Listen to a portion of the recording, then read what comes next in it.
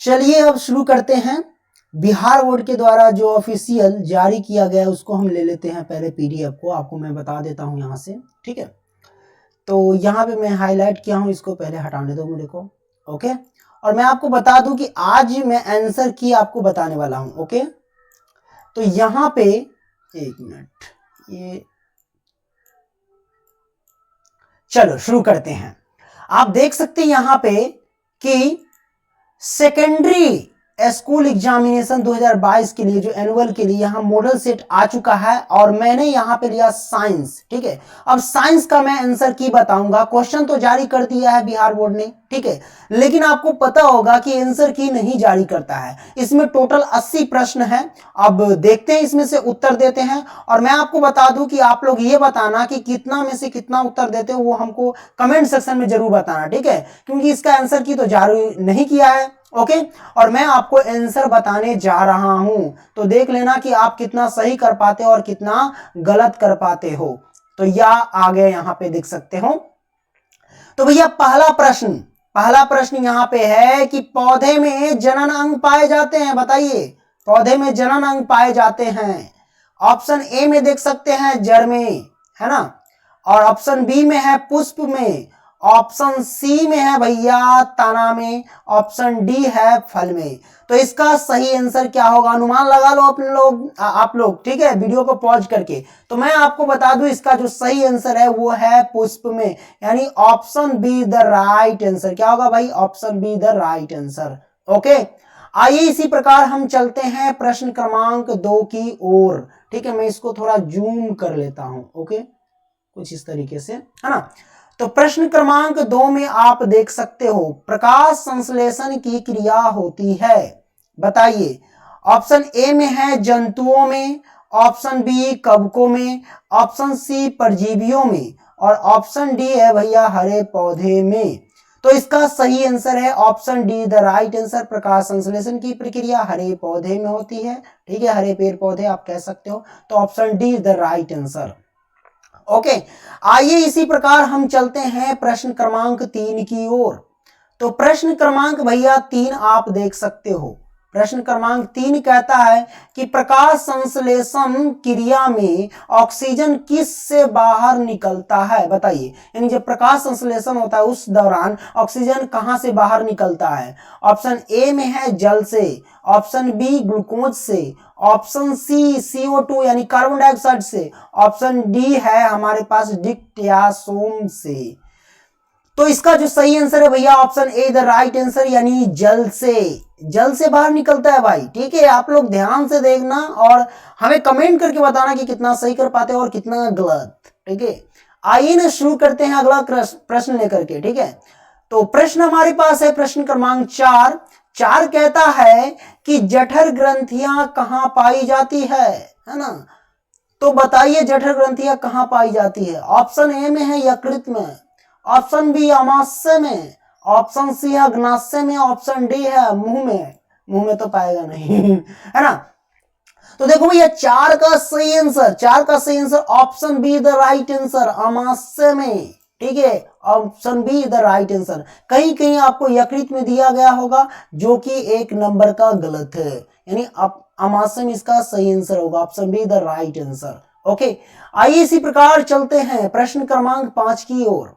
तो भैया 5 में देख लो, ग्लाइकोलिस क्या है, ग्लाइकोलिसिस है ना, ग्लाइकोलिसिस की प्रक्रिया संपन्न होती है, बताइए ग्लाइकोलिसिस की प्रक्रिया कहां संपन्न होती है। ऑप्शन ए है एस्टोमाटा में, ऑप्शन बी केंद्रक में, ऑप्शन सी माइटोकॉन्ड्रिया में, ऑप्शन डी कोशिका द्रव में। तो भैया मैं आपको बता दूं कि 5 का सही answer option D the right answer, कोशिका द्रव में। और मैं आपको यहां ये बता दूं कि ग्लाइकोलिसिस जो है भैया, ये जो है ये एक श्वसन के दौरान ये होने वाली एक क्रिया है, ठीक है, ओके। और ये जो होती है कोशिका द्रव में होती है।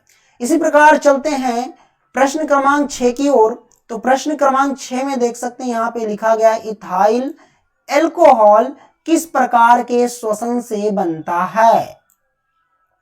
तो भैया ऑप्शन ए में है YBA, ऑप्शन बी में है OYBA, ऑप्शन सी में है ए एवं बी दोनों, और ऑप्शन डी इनमें से कोई नहीं। देखिए कुछ बुक में दिया गया YBA और कुछ में दिया गया है OYBA, तो मैं आपको बता दूं कि यहाँ पे जो सही है वह है option B, the right answer OYBA ही होगा इसका करेक्ट आंसर। यानी इथाइल अल्कोहल किस प्रकार के श्वसन है, तो OYBA श्वसन है भैया, ये option B the right answer. इसी प्रकार चलते हैं प्रश्न क्रमांक 7 की ओर।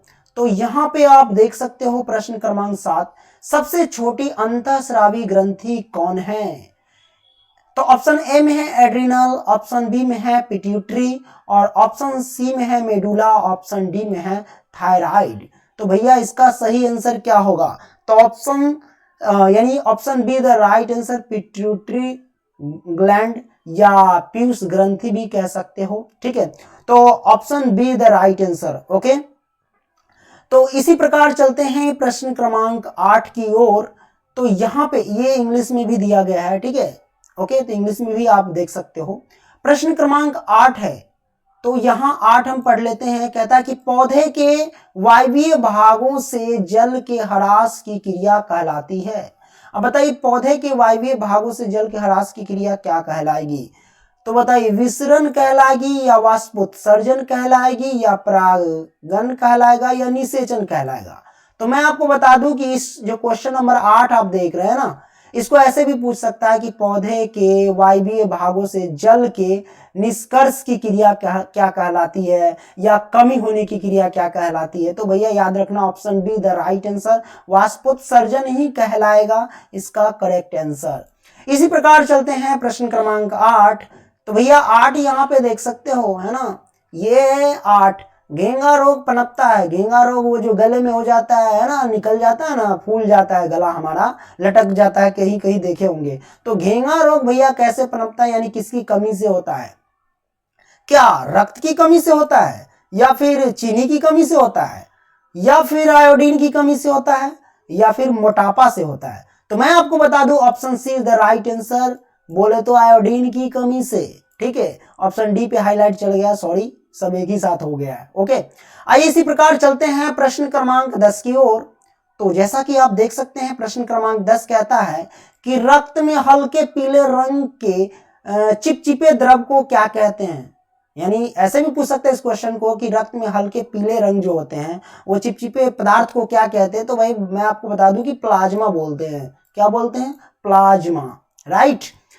इसी प्रकार चलते हैं प्रश्न क्रमांक 11 की ओर। 11, ये देख लो, ये तो हर घर में बीमारी मतलब डॉक्टर लोग रखता है, लेकिन डॉक्टर को ज्यादातर पता नहीं रहता है। क्वेश्चन नंबर 11 कहता है कि रक्तचाप मापने के उपकरण को कहते हैं। रक्तचाप यानी ब्लड प्रेशर भैया, ब्लड प्रेशर, वो जो डॉक्टर लोग लेके नहीं घूमते रहते हैं हाथ में और हाथ बाह में लगा देता है और वैक्यूम करता रहता है, वो जो प्रेशर देता रहता है उसको हम बोलते हैं, अच्छा सॉरी, उसको बोलते हैं स्पिग्नोमेनोमीटर। तो यहाँ पे हमें तो आंसर ही मैंने बता दिया है ना। चलो देख लेते हैं किसका दिमाग काम किया इतना देर में। ऑप्शन ए में है स्टेथोस्कोप, ठीक है, स्टेथोस्कोप। ऑप्शन बी में एमीटर, ऑप्शन सी में है लैक्टोमीटर, ऑप्शन डी में है स्फिग्नोमेनोमीटर। तो इसका सही answer option D is the right answer, स्फिग्नोमेनोमीटर। इसी से भैया ब्लड प्रेशर जांच किया जाता है, ठीक है। आइए अब बात करते हैं प्रश्न क्रमांक 12। तो 12 यहाँ पे देख सकते हैं वाष्पोत्सर्जन क्रिया पाई जाती है। अब क्वेश्चन नंबर 12 में वाष्पोत्सर्जन क्रिया पाई जाती है, इसका सही आंसर क्या होगा भैया? जंतु में पाया जाता है, या ऑप्शन बी पौधे में, या ऑप्शन सी पौधे और जंतु दोनों में, या ऑप्शन डी इनमें से कोई नहीं? तो भैया इसका सही answer option B the right answer, पौधों में पाया जाता है वाष्पोत्सर्जन प्रक्रिया। इसी प्रकार चलते हैं यहाँ पे प्रश्न क्रमांक 13। तो भैया 13 देख लो। 13 में कहता है कि निम्नलिखित में किसमें खुला परिसंचरण तंत्र पाया जाता है? अब बताइए। ऑप्शन ए है ऊंट में, ऑप्शन बी घोड़ा में, ऑप्शन सी तिलचट्टा में, ऑप्शन डी मानव में। तो भैया खुला परिसंचरण तंत्र जो पाया जाता है वो option C the right answer, तिलचट्टा यानी कॉकरोच। कॉकरोच बोले तो इसका अंग्रेजी है और तिलचट्टा हिंदी है। कभी कभी होता क्या है कि आपको हिंदी दे देता है या हिंदी में ही कॉकरोच लिख देगा, तो ऐसे में आप लोग मिस्टेक कर पाते हो। तो दोनों नाम जान लो। देखो सी में यहाँ पे है ना कॉकरोच दिया है ना, इसका अंग्रेजी वर्ड, ठीक है। आइए अब बात करते हैं 14 नंबर में कि रक्त क्या है, तो तरल एक संयोजी उत्तक है, कोई दिक्कत नहीं। ऑप्शन ए में है पदार्थ, ऑप्शन बी में है उत्तक, ऑप्शन सी में है कोशिका, ऑप्शन डी में है इनमें से कोई नहीं। तो मैं आपको बता दूं कि रक्त जो है वो उत्तक है।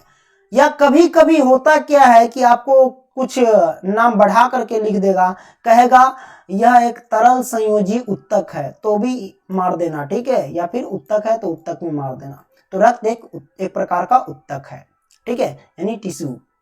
आइए इसी प्रकार चलते हैं प्रश्न क्रमांक 15 की ओर।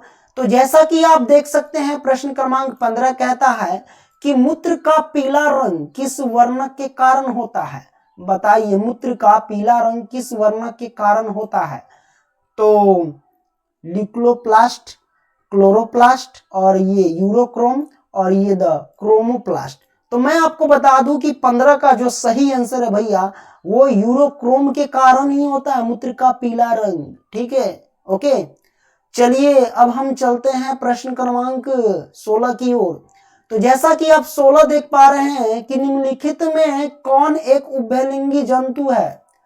हाथी है, गाय है, कुत्ता है, केचुआ है। आप यहाँ पे हाथी देख सकते हो, गाय देख सकते हो, कुत्ता देख सकते हो। ये तीनों के तीनों तो नहीं हो सकता है, लेकिन केचुआ देख सकते हो। ये केचुआ जो है भैया उभयलिंगी है। क्या है? ये उभयलिंगी है। तो option D the right answer. इसी प्रकार चलते हैं प्रश्न क्रमांक 17 की ओर। यहां पे देख सकते हैं 17 कहता कि यूरिया रक्त में कहां से प्रवेश करती है। बताइए यूरिया रक्त में कहां से प्रवेश करती है। ऑप्शन अ में है वृक्क से, यानी ए में है वृक्क से, ऑप्शन बी फेफड़ा से, ऑप्शन सी यकृत से और ऑप्शन डी इनमें से कोई नहीं। तो भैया 17 का सही answer option C is the right answer. यकृत से प्रवेश करता है और किडनी से बाहर चला आता है, इस बात को ध्यान रखना, ठीक है। इसी प्रकार चलते हैं प्रश्न क्रमांक 18 की ओर। तो भैया 18 क्वेश्चन तो मुझे पता नहीं है, इसलिए मैं इसका जवाब नहीं दूंगा। आप लोगों को पता होगा तो कमेंट सेक्शन में जरूर बताइएगा हमको, क्योंकि ये हमको याद नहीं था, इसलिए मैं आपको नहीं बता रहा हूं, ठीक है। प्रश्न क्रमांक 19 की ओर चलते हैं। तो 19 में दिया गया है कि निम्नलिखित में से कौन एक प्राथमिक उपभोक्ता है। बताइए अपघटक या शाकाहारी या मांसाहारी या सर्वहारी। तो भैया इसका सही answer option B the right answer शाकाहारी। हो सकता है कि शाकाहारी के जगह पे आपको ऑप्शन बदल दे कि ऑप्शन ए में दे दे आपको कुत्ता, ऑप्शन बी में दे दे मान लो कि गाय, ऑप्शन सी में दे दे हाथी। तो भैया हाथी दे देगा तो वो भी शाकाहारी है ना। शाकाहारी की जगह पे मतलब गाय दे दे, कोई शाकाहारी जानवर जो मांस मछली नहीं खाता है। ऑप्शन भी बदल सकता है, इस बात को ध्यान रखना, ठीक है इसमें, ओके। तो प्रश्न क्रमांक चलते हैं 20 की ओर। आंसर तो आप तो जान गए ना भैया, ये आंसर शाकाहारी, ये वाला ये, ठीक है, बॉ यानी बी। प्रश्न क्रमांक 20 की ओर चलते हैं। तो 20 कहता है कि निम्नलिखित में कौन एक भूमिगत जल का उदाहरण है।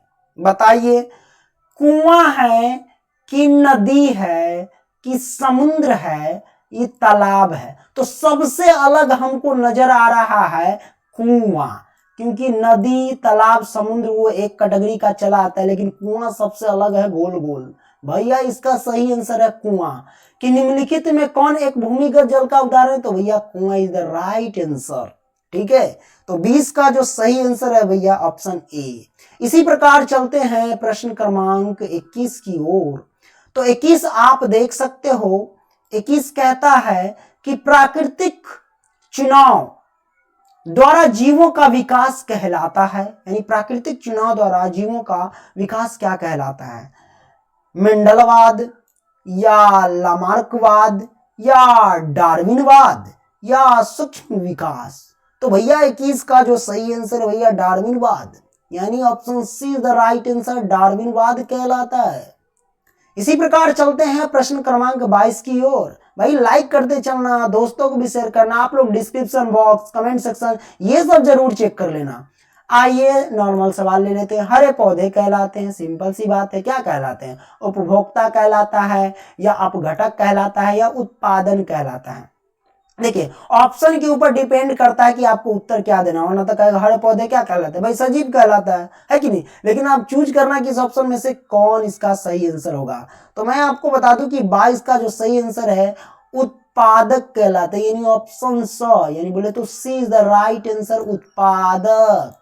इसी प्रकार चलते हैं प्रश्न क्रमांक 23 की ओर। अंडोत्सर्ग का कारण क्या है? अंडोत्सर्ग का कारण बताइए। तो इसका ऑप्शन देख सकते हो, अ में LH, बी में है एस्ट्रोजन और सी में है FSH और द में इनमें से कोई नहीं। तो मैं आपको बता दूं इसका सही answer option B the right answer, oestrogen. Oestrogen is the right answer. और मैं आपको बता दूं कि ऑप्शन बी मुझे लग रहा है कि आंसर होगा, मैं कंफर्म नहीं हूं, फिर भी मैं बोल रहा हूं, ठीक है? चलिए आप लोग कंफर्म कर लेना कहीं से। चलिए इसी प्रकार चलते हैं प्रश्न क्रमांक 24 की ओर। तो 24 को यहाँ पे आप देख सकते हैं, लंगरहैंस की दीपिकाएं कहाँ पाई जाती है? भैया लंगरहैंस की दीपिकाएं कहाँ पाई जाती है, आप बताओ, है ना? तो ऑप्शन अ अंडाशय में, ऑप्शन ब अमाशय में, ऑप्शन स अग्नाशय में, ऑप्शन द वृक्क में। तो मैं आपको बता दूं कि 24 का सही आंसर भैया अग्नाशय में। तो बोले C is the right answer, अग्नाशय इज द राइट आंसर। प्रश्न क्रमांक चलते हैं यहाँ पे 25 की ओर। तो आप 25 देख सकते हो, क्या कहता है? थायरॉक्सिन हार्मोन के संश्लेषण में निम्नलिखित में किसका होना आवश्यक है, ये पूछ रहा है आपसे।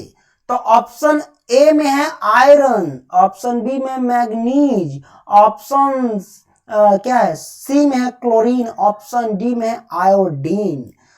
तो भैया 25 का सही आंसर बताओ। ये इसका आंसर मैं आप लोगों के ऊपर ही छोड़ता हूं, क्योंकि मैं आप लोगों को पढ़ा चुका हूं, ठीक है? चलिए प्रश्न क्रमांक हम चलते हैं 26 की ओर। तो 26 कहता है निस्ल कणिकाएं पाई जाती है, बताइए निस्ल कणिकाएं कहाँ पाई जाती है? नेफ्रॉन में या न्यूक्लियस में या न्यूरॉन में या इनमें से कोई नहीं। तो मैं आपको बता दूं भैया, निस्ल कणिकाएं जो पाई जाती है वो न्यूरॉन में पाई जाती है। अब ध्यान देने वाली बात यह है कि न्यूरॉन के यह किस भाग में पाई जाती है? न्यूरॉन में तो पाई ही जाती है, लेकिन न्यूरॉन के किस भाग में पाई जाती है? तो मैं आपको बता दूं न्यूरॉन के तंत्रिकाक्ष में पाई जाती है, ठीक है? हो सकता है यहाँ पे न्यूरॉन ऑप्शन में नहीं रहता, तंत्रिकाक्ष दिया जाता तो तंत्रिकाक्ष आंसर हो जाता। ओके, चलिए प्रश्न क्रमांक हम चलते हैं 27 की ओर।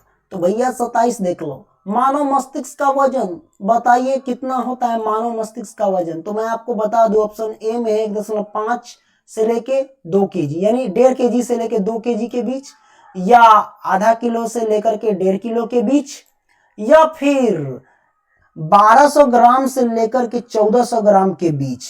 कहने का मतलब 1.2 से लेकर के 1.4 kg के बीच, या इनमें से कोई नहीं। तो मैं आपको बता दूं यहाँ पे 1200 ग्राम से लेकर के 14 ग्राम के बीच, बोलो तो 1.2 से लेके 1.4 kg के बीच। Option C is the right answer. Okay, चलिए प्रश्न क्रमांक 28 की ओर चलते हैं। 28 कहता है कि निकट दृष्टि दोष अथवा दूरदृष्टि दोष के निवारण हेतु प्रयुक्त लेंस द्वारा बनाया गया प्रतिबिंब होगा। अब बताइए भैया, बनाया गया प्रतिबिंब है, बताइए कैसा हो? कहने का मतलब कि निकट दृष्टि दोष और दूर दृष्टि दोष के निवारण। अब निकट दृष्टि दोष का भी निवारण करे और दूर दृष्टि दोष का भी निवारण करे, वो है कि नहीं, ये पूछ रहा है। तब बता, इसका मतलब ये हुआ कि जिसमें निकट दृष्टि दोष हो और दूर दृष्टि दोष हो, उस दृष्टि दोष को कहते हैं जरा दूर दृष्टि दोष, है ना? अब ये समझ लेना कि जरा दूर दृष्टि दोष से किस प्रकार का प्रतिबिंब जरा दूरदृष्टि दोष हुआ, तो जरा दूरदृष्टि दोष का निवारण किससे किया जाता है? तो द्विफोक्सी लेंस से किया जाता है। तो वही द्विफोक्सी लेंस द्वारा बनाया गया प्रतिबिंब कैसा होगा, वही आपसे पूछ रहा है। कुल मिलाकर इस सब का जवाब वही होगा, ठीक है? तो भैया ऑप्शन अ में है वास्तविक सीधा, ब में है काल्पनिक सीधा, और स में है यहाँ पे काल्पनिक उल्टा, और द में है वास्तविक, सॉरी कहाँ चला गया भाई, हाँ द में है यहाँ पे वास्तविक उल्टा। तो भैया मैं आपको बता दूं कि 8 का जो सही आंसर, सॉरी 28 का, वो option D the right answer, वास्तविक उल्टा। ठीक है, ये इधर राइट आंसर है भाई इसका। ओके, चलिए प्रश्न क्रमांक हम चलते हैं 29 की ओर। तो 29 यहाँ पे देख सकते हैं, साइड मिरर के रूप में निम्न में से कौन प्रयुक्त किया जाता है, बताइए साइड मिरर के रूप में, है ना, ये आपसे पूछा जा रहा है। तो साइड मिरर के मानी गाड़ी में जो बाजू में ना लगल रही है रे, वो है उत्तल लेंस, सॉरी उत्तल दर्पण। क्या लगा रहा था भैया, उत्तल दर्पण। ऑप्शन ये है, ए इज द राइट आंसर, उत्तल दर्पण। आइए प्रश्न क्रमांक 30 की ओर चलते हैं। 30 में दिया गया कि अवतल लेंस द्वारा प्राप्त प्रतिबिंब होता है। अवतल लेंस द्वारा भैया प्राप्त प्रतिबिंब आपसे पूछ रहा है, तो भैया 30 का सही आंसर क्या होगा, बताइए, आभासी होगा या सीधा होगा या छोटा होगा या भैया इनमें से सभी। ये तो बहुत आसान सा क्वेश्चन है ना। तो भैया मैं आपको बता दूं कि इनमें से सभी, आभासी तथा सीधा या आभासी तथा छोटा, ये सब है भैया, यानी इनमें से सभी सब उत्तर है ना। चलिए प्रश्न क्रमांक 31 की ओर चलते हैं। 31, ऊर्जा का ऐसा ही मात्रक, भैया जूल होता है। ऊर्जा का ऐसा मात्रक क्या होता है, तो जूल होता है। मन तो नहीं था बताने का, क्या करे, छोड़ दे क्या। चलिए, आकाश का नीला रंग होना किस परिघटना का परिणाम है, बताइए आकाश का नीला रंग होना किस घटना का परिणाम है। तो सिंपल सी बात है, अपवर्तन के कारण, कि परावर्तन के कारण, कि प्रकीर्णन के कारण, कि इनमें से सब या इनमें से कोई नहीं। तो भैया इसका सही आंसर प्रकीर्णन के कारण ही आकाश का रंग नीला होता है। ठीक है, ये तो बहुओं बता देते ही। 33 नंबर में, 33 नंबर में कि सामान्य नेत्र के लिए स्पष्ट दृष्टि की न्यूनतम दूरी होती है, बताओ भैया कितना होता है। सामान्य नेत्र हम लोग जब पढ़ते हैं तो वह है 25 centimetre. Option C the right answer. ठीक है, option C the right answer. तो भैया कुल मिलाकर के 33 प्रश्न मैंने इस वीडियो में बताया, और आगे वाली वीडियो देखना चाहते इससे आगे का उत्तर, तो भैया लाइक तो कम से कम टारगेट बना दो यार, कम से कम 1000 लाइक मांगता हूं मैं, ज्यादा नहीं मांगता हूं। ठीक है, आप लोगों के लिए बहुत आसान है। तो भैया इसी को हम यहीं पे समाप्त करते हैं, तब तक के लिए भैया बाय।